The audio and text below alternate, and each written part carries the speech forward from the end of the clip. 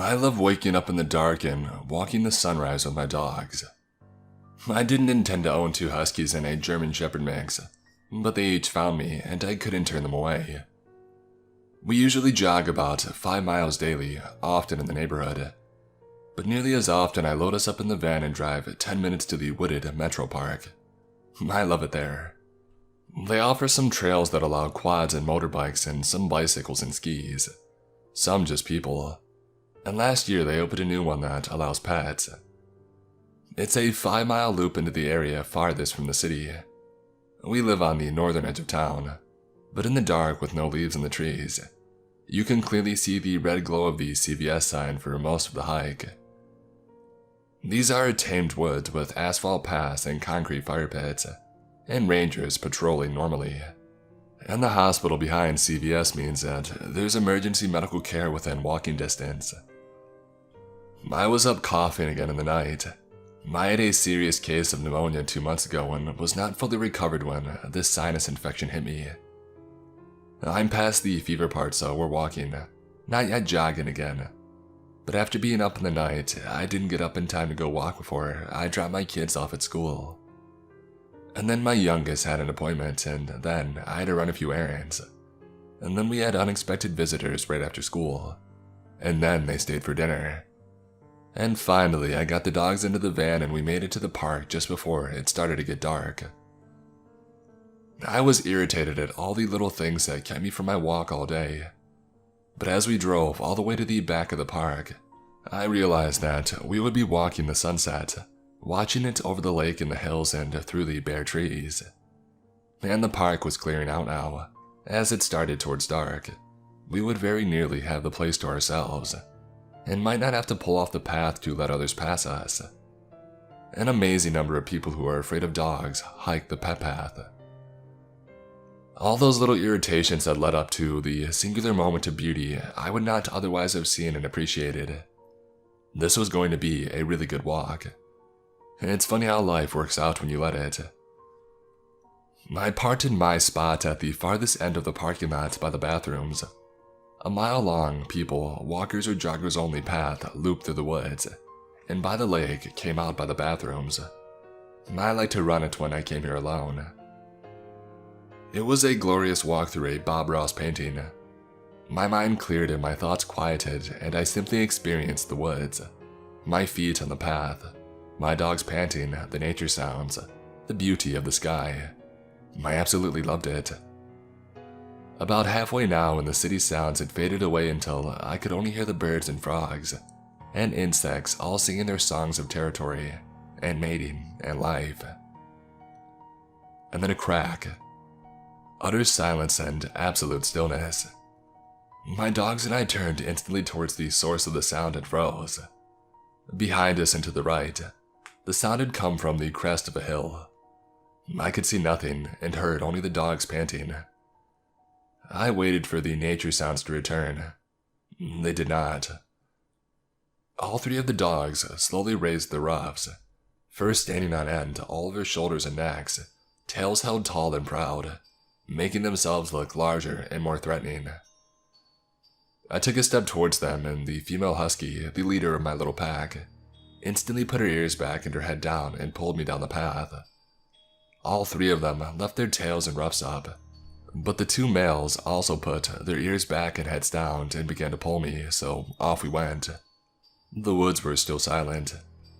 We must have startled a buck on the slope of the hill, not seen him, and after we had passed, he leapt up the hill and jumped a dead tree, and his hoof hit a dead branch and the branch broke, and heard that cracking sound and scared everyone. But why were the woods still silent? Maybe there was something up there.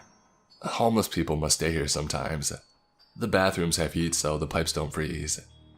But this is about as far out as the path goes. It would be a good place to sleep.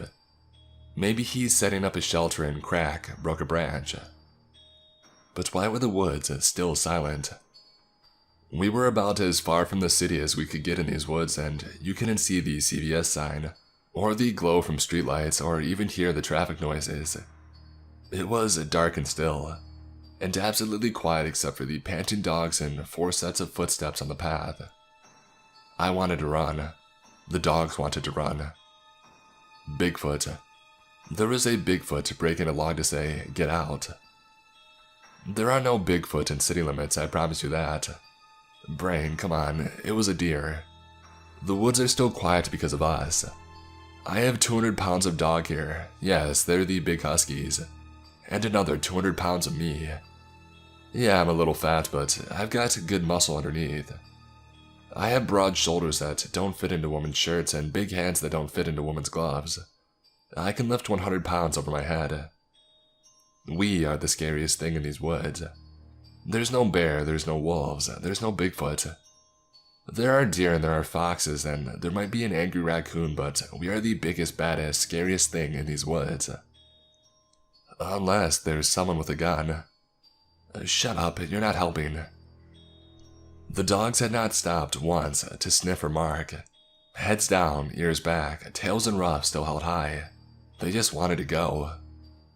We had gone almost a mile now, me craning my head the whole time, trying to see as far as I could in all directions while letting the dogs pull me down the path. And it was still absolutely silent. Not an overflying goose, not a cricket. Nothing moved. Nothing made a sound. Except us. Here came the third and longest of the 3 steep hills on this trail. I had been running these to rebuild my strength and endurance, but if I ran this, I would be blown at the top. The top where it curved around as it crested and you couldn't see anything past the thick trees. The top where, if you were deeper in the woods, you could follow a more gradual ridge up to the crest of the hill and wait, unseen, for someone to come up the path. Ambush. It was a deer. Turn around. It was just a deer. What if it's behind us? Ambush, deer, gun, Bigfoot. This is why I run. The noise in my head is unbearable otherwise. Up the hill, walk, pay attention, watch the dogs. The dogs were still on high alert, but they didn't hesitate to go up the hill. In fact, they wanted to go faster. Just don't walk. Don't get smoked. Be able to run or fight if you have to. Yeah, okay, I'm scared too. The woods should not still be silent. The dogs should not still be on alert. It's not a cat or a bear or a wolf, and I really doubt it's Bigfoot. But it could be a person, so let's be smart. Just walk. We are not good prey. The dogs will protect me. The huskies might not alone, but the shepherd will, and they'll follow his lead. Be smart and get out. Only another mile now to the lake and the first parking lot, and then another half-mile along the way to the second lot where my van was. Hearing traffic noises now, but still no birds, no crickets, no frogs. The smell almost stopped me in my tracks, but the dogs kept pulling. Sour and grassy and oddly metallic, and crap. Crap and blood and partially digested grass. I smelled the contents of a deer's stomach. Someone hunted these woods, and the dogs were not at all interested in the smell. We ran. I don't remember much of that last mile, we just ran. Desna, the big female husky, finally stopped to drink some lake water as we came out by the parking lot, and then she began to sniff and pee. The boys followed her lead. There is a single truck parked. I relaxed quite a bit, but still I felt on edge. Down the lake at the next parking lot, I could see headlights. They must be parked at the turnaround at the end of the lot closest to the lake. Their headlights illuminated the lakeside path. They're watching us. I'm halfway to the van now, and the car drove away. 20 feet from the van, and I heard a motor coming down the nearest path. I decided to put the dogs in the car on the driver's side instead of the passenger side like normal. The sound of the motor came closer. The leashes caught on the armrest, and I had to untangle them before the dogs could jump into the van. The motor came closer down the path. I had to be gone before it came out. I knew it with an absolute certainty. Finally, the dogs were in. I slammed the door and I jumped in the front, fumbling for the lock button, shaking hands then clipping the keys from my jogging belt, starting the car and gunning it into reverse. And as my headlights swept over the entrance of the path by the bathrooms, they lit up a four-wheeler coming out of the woods. I was dropping the transmission into drive and hitting the gas. and as my brain processed what my eyes saw, it informed me that there was something across the handlebars. A gun, a deer carcass. I couldn't tell, and because of the angle when pulling away, I couldn't see him in the rearview mirror at all. It was late at night. I'm not sure of the exact time, but I'm going to guess around midnight. And for some reason, my best friend, Lainey, and I decided to go for a walk. I really can't remember why. Probably to go to the 24-hour pharmacy to get drinks, or maybe just pass the time since there's really nothing to do at that time of night. And she was staying at my house for a few weeks. But we did. We were walking up my street in the direction of wherever we were going. We got decently far up and everything seemed fine. I didn't have a purse on me or anything, but Lainey did. So when we saw a man wearing baggy pants and a bright red hoodie, with the hood up and a hand in his pocket walking towards us, we went single file to one side of the sidewalk, and I went first, as we didn't want the one with valuables to be in front. Once we got past him, Lainey told me that she had a bit of a bad feeling. She turned back to look at him and I looked at her, and I could clearly see that she didn't look happy, and so I looked back too. And just as I did, I watched him stop walking as well. He mirrored our actions and turned to look at us, and he stared in our direction.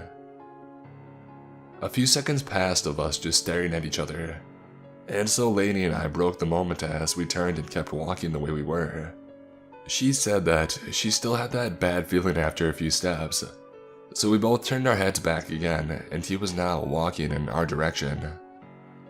There were, if I remember correctly, maybe 5 meters between us, and the second we realized he was walking, we turned to keep going as well. Thankfully, we were near an intersection. When we got to it, we turned to check again, and sure enough, he was still coming our way. So we turned right onto Apple Street. We went up it for a bit and checked again, and you guessed it, he was still following us. So we kept going up Apple and crossed the street halfway up to a stop at a Burger King. It was closed since it was so late, but the lights around implying that there were workers inside cleaning and closing up, and there were 2 cars in the parking lot. We felt like we could just wait it out there, as people were around, and so that was what we decided to do. Once we got to the Burger King parking lot, we looked back and he was cutting diagonally up this field space towards us. We went to the opposite side of the BK, and now we were on a different street, called Orange, and went up it to the right, the direction that we were going on Apple. We got to the top of the street and looked back, and nobody was there. So we turned right onto the street that connects Apple and Orange, called Banana. We went along it towards Apple and then back down Apple towards where we came from originally. We got a bit down it and Lainey said that she had that bad feeling again. We look around and he's standing on the corner of Banana and Apple. We run back down Apple to BK and look back once more, once we get there. It looks like he's going further up on Apple, and therefore away from us. Which is clearly good, but we don't feel safe enough to go home yet, so we stayed there for about 20 minutes. During this time, this is irrelevant to the story, but it still upsets me to this day. A car pulled up to us and asked if we were okay, because I guess we looked clearly shaken.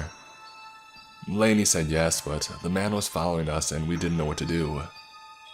The guy in the car looked around and didn't see anyone, and said to call the police then, before promptly driving off. No, yeah, let's just call the police. There's a strange man following us, but he's been gone for 15 minutes now. No, he never harmed us. Yeah, he stayed about 5 to 10 meters behind us the whole time. No, he never even talked to us. I would tell them. They'll sure treat that as a top priority and send people out straight away.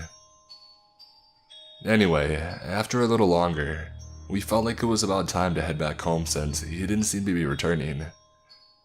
We were standing in the BK parking lot closest to Orange Street, and we were just doing our double checks around to make sure that he was gone. Lainey was looking towards Apple and I was looking towards Orange, fear I felt in this moment is one that I can't describe. There is some big trees against the building on Orange side, and remember, it was dark out. And Lainey is not paying attention to Orange. Thank God I was. I see a figure slowly emerge down the street from the tree canopy. And they're wearing red, the only color that I can see, with their hood up and a hand being put back into their pocket. I don't even want to know what he had. I inhaled sharply and immediately grabbed Lainey's arm on instinct and yanked her as hard as I could as I charged off towards Apple Street.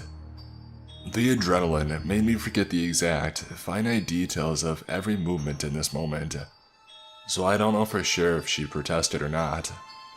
All I know is that I was pulling her towards Apple Street as hard as I could, and to this day, I say it's a true testament of how much I care for her, since she knows in situations like this, people can leave others behind who save themselves. And honestly, I know my care for her is what made me react that way, because I'm the type of person to freeze in fear, unless someone I care about is in danger as well. The figure went all the way up Apple to the next block, turned left to the connecting street between Apple and Orange, not Banana as it's a new block now, and came back down it again. The drive-thru of Burger King is on the Apple side. I yank her over there and throw her with me against the drive-thru wall, as it's at an angle that gave us cover from him going down Orange. We pressed against the wall, waited a little, and then peeked around the corner and he was just going past a building down Orange. Until then, I lost sight of him. We were panicking very badly now. We waited a little longer, maybe 5 minutes, and then decided to check if he was gone again. Lainey didn't want to move in case he started coming towards us on Apple, and when you go to Orange, buildings block your view of it, so she stayed there while I went over to Orange. I looked up it and down it, and he was nowhere. Relieved, I turned to start walking back towards Lainey, but as I turned to do so, I caught sight of him. He was coming straight for me, diagonally and through the field between Apple and Orange's buildings, just like he had when we got to BK the first time. He was about 15 to 20 meters away. Frozen, I turned to Lainey fully. She was far from me but was close enough to see my expression, and I could see hers. I pointed frantically in his direction, and she looked confused but scared, which told me that she hadn't noticed him. I was mouthing, "It's him," but she only looked more confused, so I could tell she wasn't reading my lips properly, probably due to the distance. In panic, with no other conceivable option, I started running towards her and waving her over. Complying, she started running to me. As she did, she noticed him and ran faster. We met in the middle of the parking lot. By this point, he was very close to us, and the two cars in the parking lot were still there.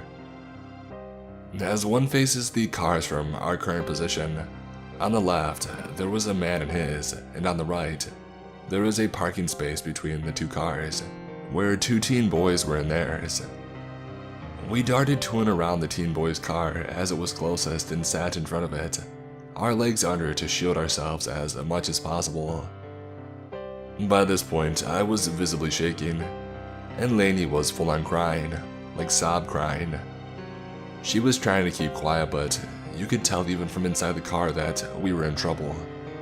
And I knew the boys noticed because they looked at us in shock and then behind them to see what we were looking at, and just stared at the man, immobile. Now as we're sitting in front of the car, we can't see him because he's adjacent to us with the car blocking our vision. I'm sitting on the left while she's sitting on the right, so she's on the side that he would emerge from when he entered her view. I couldn't see him unless I went around the car or sat up, while she could just peek to the side. Which he did as he kept going to Orange, which made her shove herself into me in an attempt to get out of his view once she saw him. Sadly, this block didn't pin me under the car a little, and I couldn't move as she was on my legs. We were trying to keep silent due to the fact that if he decided to look to his right, he could clearly see us. But she was crying harder now and I was trying to get her off of me, so we could dart to the man's car. Eventually, she got the message, after the initial fear and shock of seeing him that froze her in place wore off. So she sat back so I could move, and we ran to the far side of the man's car. During all of this, by the way, all three people in their cars were looking from us, to the guy, to us, and to the guy, doing absolutely nothing. Not even asking if we were okay or showing any emotion other than vague curiosity.